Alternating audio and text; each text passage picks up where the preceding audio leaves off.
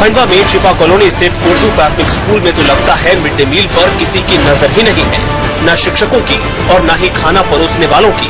तभी तो यहाँ मिड डे मील में बच्चों को चावल के साथ इल्लियां भी परोस दी गयी। कहने को तो उन्हें जीरा राइस और सब्जी दी गई थी, लेकिन जैसे ही बच्चे इसे खाने लगे उन्हें चावल में छोटी छोटी इल्लियां नजर आईं, जिसके बाद बच्चों ने ये खाना खाने से इनकार कर दिया और मामले की जानकारी शिक्षक को दी।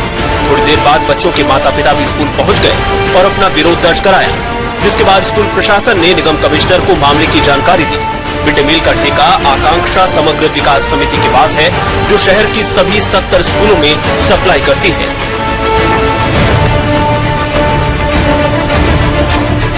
जबलपुर में तो मिड डे मील की क्वालिटी इतनी घटिया हो गई है कि बच्चे स्कूल से मिलने वाला खाना खाने की बजाय उसे फेंकना ही बेहतर समझते हैं।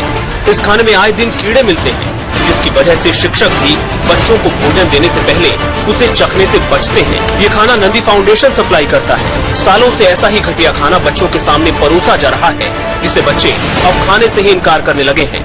ज्यादातर बच्चे घर से टिफिन लेकर आते हैं और मिड डे मील कूड़े में फेंक देते हैं।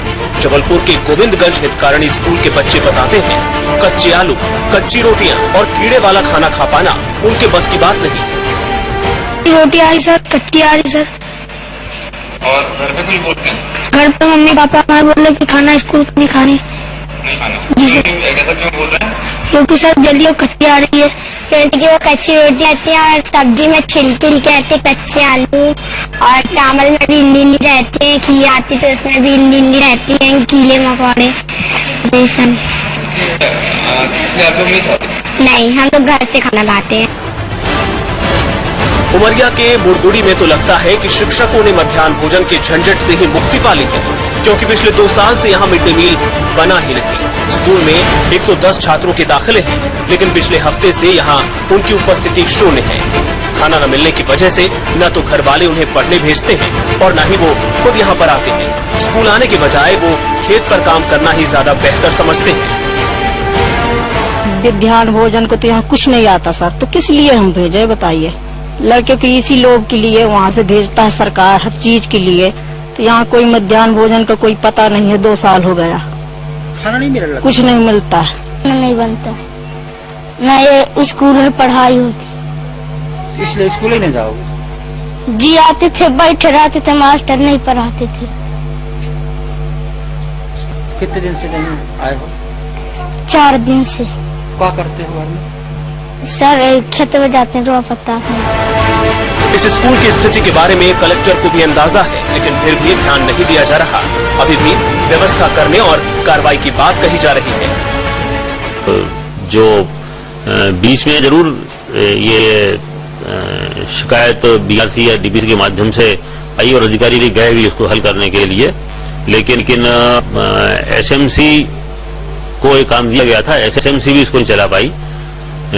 इस कारण से ये पूरा स्कूल ही बलहान पूर्ण रहा इस सत्र में। अब उसको व्यवस्थित बनाने के लिए कार्रवाई की गई है।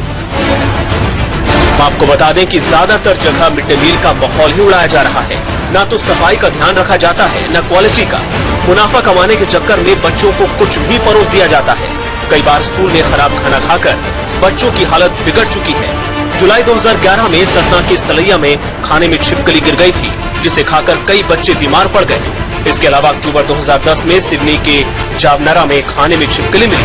फरवरी 2012 में जबलपुर के एक स्कूल में खाने में छिपकली पाई गई। इस साल भी शाजापुर में सांपखेड़ा में खाने में छिपकली निकली। बेमेतरा की मऊ प्राथमिक शाला में हाल ही में छिपकली पाई गई। इसके अलावा कई स्कूलों में खाने में कीड़े भी मिले हैं। हर बार शिकायत होती है, लेकिन कोई जिम्मेदारी लेने को तैयार नहीं होता, न शिक्षक न प्रशासन। ब्यूरो रिपोर्ट, सहारा समय।